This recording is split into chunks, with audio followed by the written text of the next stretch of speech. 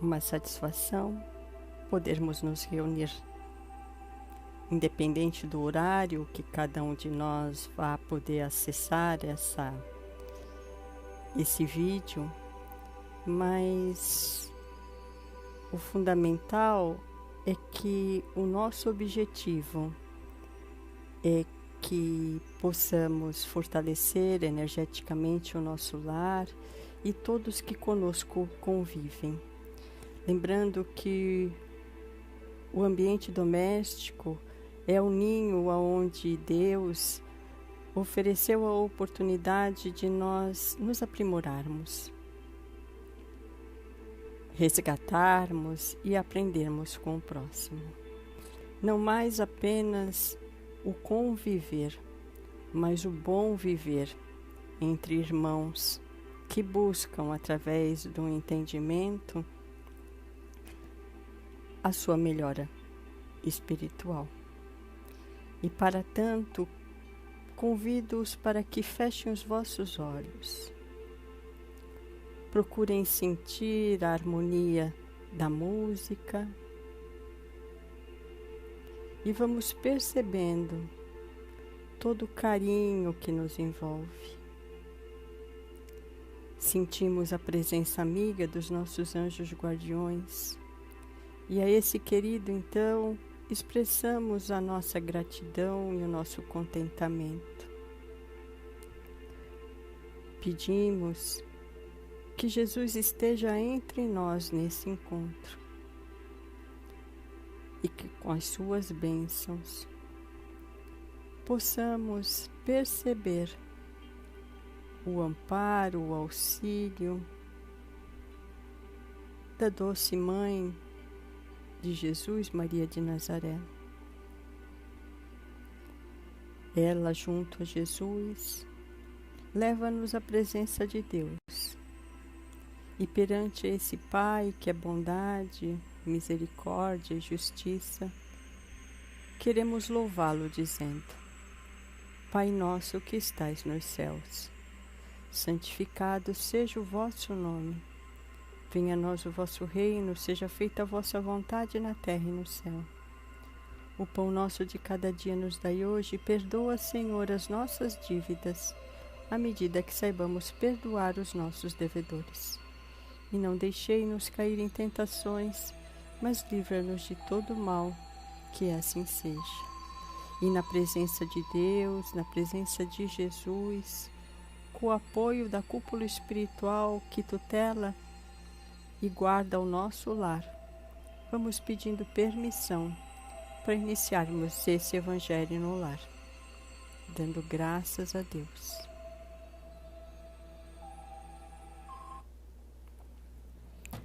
Vamos então, com muito carinho, fazermos a leitura e algumas reflexões sobre a lição proposta, que vem do livro Fonte Viva, a lição de número 151, que tem como título Maledicência. Ela é inspirada no Evangelho de Tiago, capítulo 4, versículo 11. Irmãos, não faleis mal um dos outros. Quem fala mal de um irmão, fala mal da lei e julga a lei. E se tu julgas a lei, já não és observador da lei, mas sim o juiz. Então, Tiago aqui está querendo dizer que nós damos o veredito, né? Quando se julga a lei, a gente reflete, pondera e até tenta cumprir a lei, né? Seria muito interessante. E a gente vê que a maledicência, ela ainda é um dos grandes flagelos da humanidade. Porque a gente fala muito sobre violência doméstica, né? Mas a agressão física, propriamente dita. Mas a maledicência também não deixa de ser uma agressão. E essa agressão, diferente da física, que em muitos casos as feridas acabam cicatrizando, com a maledicência, às vezes essas feridas se mantêm abertas durante décadas, séculos. Enfim, a gente traz de uma vida para outra as consequências de alguma fala que nós não conseguimos administrar, ressignificar, causando um impacto em todos os nossos corpos. Os nossos traumas, a nossa menos-valia, porque a fala que não é construtiva deveria ser ponderada e, se possível, que ela não existisse. Mas ainda há algo dentro de nós que nos estimula quando excitados a falarmos de determinados assuntos. Mas se nós tivéssemos realmente consciência dos fatos, nós nem entraríamos nessa vibração, nessa energia, porque o maior prejudicado somos nós mesmos. Então, a gente recebe e doa, né? Então, aquilo que a gente externa, verbalizando, né, volta para nós também. Então, é importante que a gente possa tomar muito cuidado com os nossos comentários, para que não venhamos a propagar boatos, até mesmo que sejam verdades, mas verdades negativas que vão acabar criando uma situação. Então, o silêncio, a prece, mesmo a pessoa da qual a gente vai querer fazer uma observação, né? Tenha de misericórdia, a mesma misericórdia que queremos que tenham para conosco, né? Então, eu sempre costumo falar que a pessoa mais importante das nossas reuniões é o ausente, né? Porque muitas vezes quando a pessoa está ausente que nós nos sentimos encorajados de falar determinados assuntos. E uma outra situação também que está sendo muito comum nos dias atuais é que, através desses meios virtuais, nós percebemos que as pessoas falam aquilo que querem, porque existe esse escudo, né? Eles acreditam que estão protegidos por conta de toda essa aparelhagem, então eles ficam blindados por conta de um revide, né, em relação a essa crítica desconstrutiva, né, que é a maledicência. Então, muitas vezes não é uma grande fala, às vezes é aquele sarcasmo, sabe? Aquele comentário malicioso que a gente faz, a gente acaba comprometendo a vida moral, né? Às vezes a profissional da pessoa por conta de um comentário. Então, acredito que quando o Tiago trouxe essa exortação, ele pede para que a gente possa se observar e se esforçar um pouquinho mais, né? Porque quando nós percebemos os defeitos dos outros e ainda identificamos que também nós trazemos algumas dificuldades, algumas mazelas, fica mais fácil de nós ponderarmos as situações. Mas vamos ver o que Emmanuel vai nos trazer sobre o tema maledicência. Nem todas as horas são adequadas ao rumo da ternura na esfera das conversações leais. A palestra de esclarecimento reclama por vezes a energia serena em afirmativas sem indecisão. Entretanto, é indispensável grande cuidado no que concerne aos comentários posteriores. A maledicência espera a sinceridade para turvar-lhe as águas e inutilizar-lhe esforços justos. O mal não merece a coroa das observações sérias. Atribuir-lhe grande importância nas atividades verbais é dilatar-lhe a esfera de ação. Por isso mesmo, o conselho de Tiago reveste-se de santificada sabedoria. Quando surja o problema de solução difícil entre um e outro aprendiz, é razoável procurem a companhia do mestre, solucionando-o à claridade da sua luz. Mas que nunca se instalem na sombra, à distância um do outro, para comentários maliciosos da situação, agravando a dor das feridas abertas. Falar mal, na legítima significação, será render homenagem aos instintos inferiores e renunciar ao título de cooperador de Deus para ser crítico das suas obras. Como observamos, a maledicência é um tóxico sutil que pode conduzir o discípulo a imensos disparates. Quem sorva semelhante veneno é, acima de tudo, servo da tolice.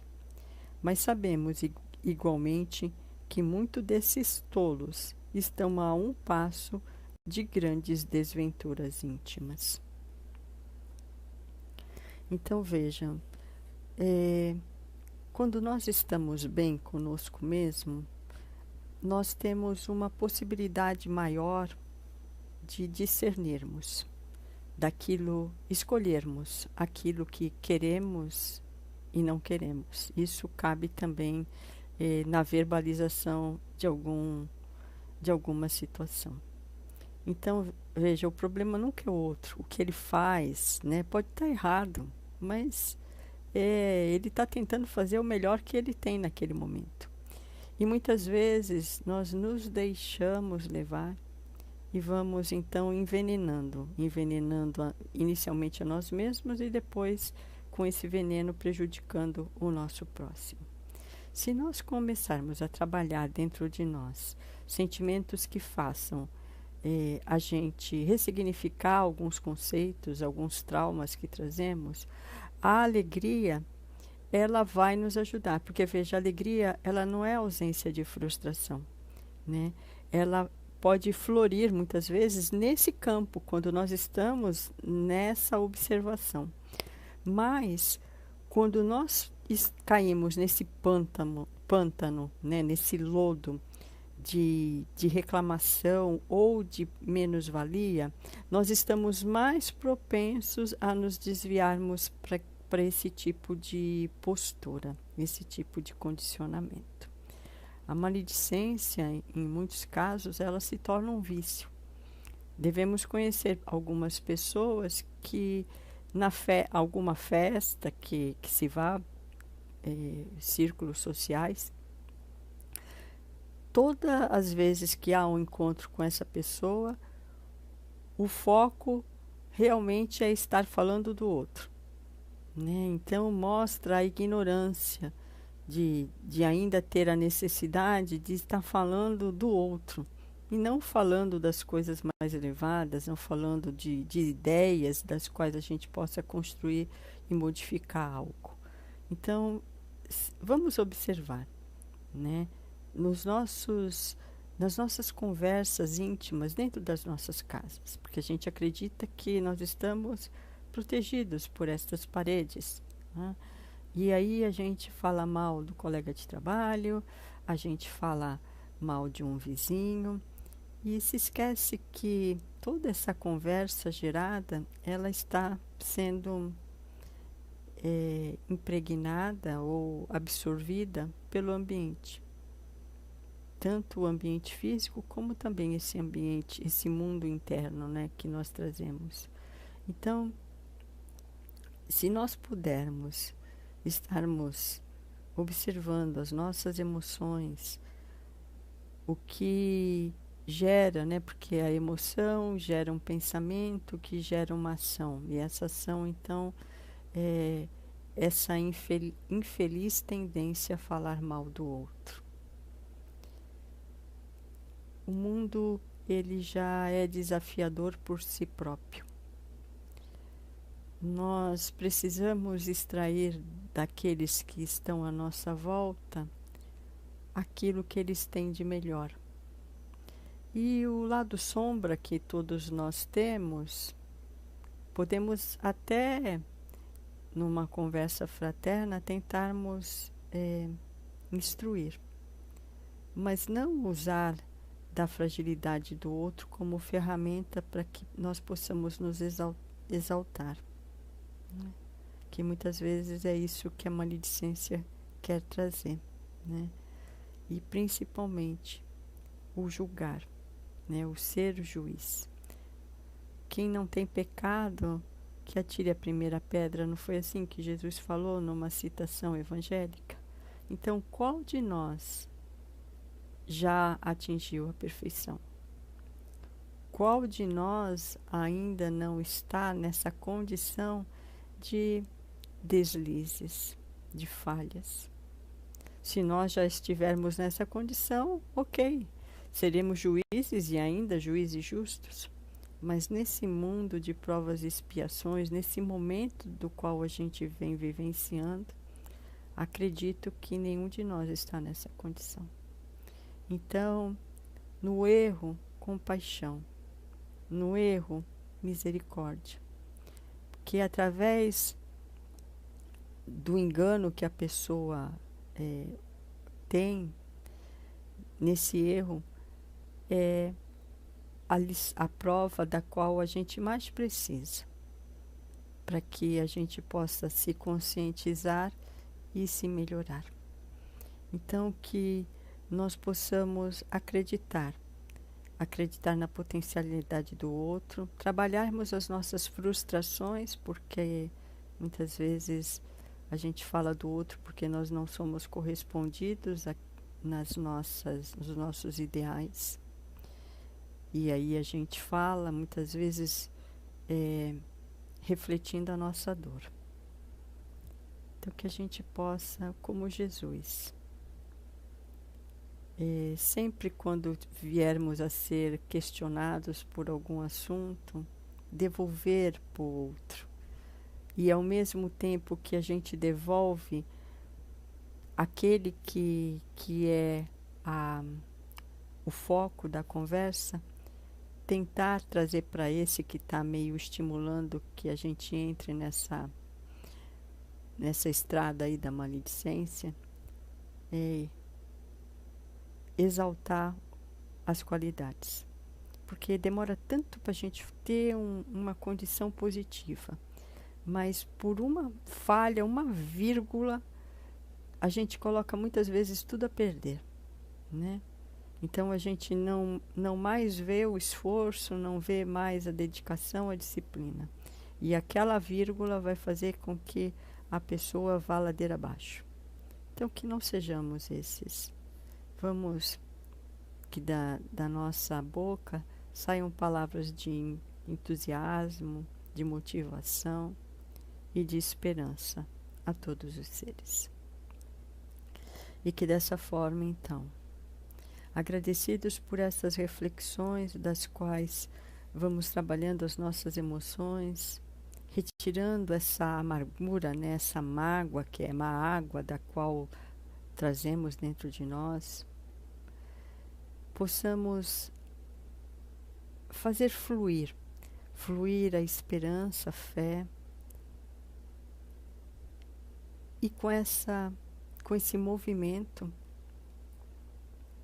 vamos pedindo para que possamos nos unir em vibrações e vibrarmos intensamente pelo bem universal, vibrarmos pela paz, pela concórdia, pelo entendimento entre todos os homens.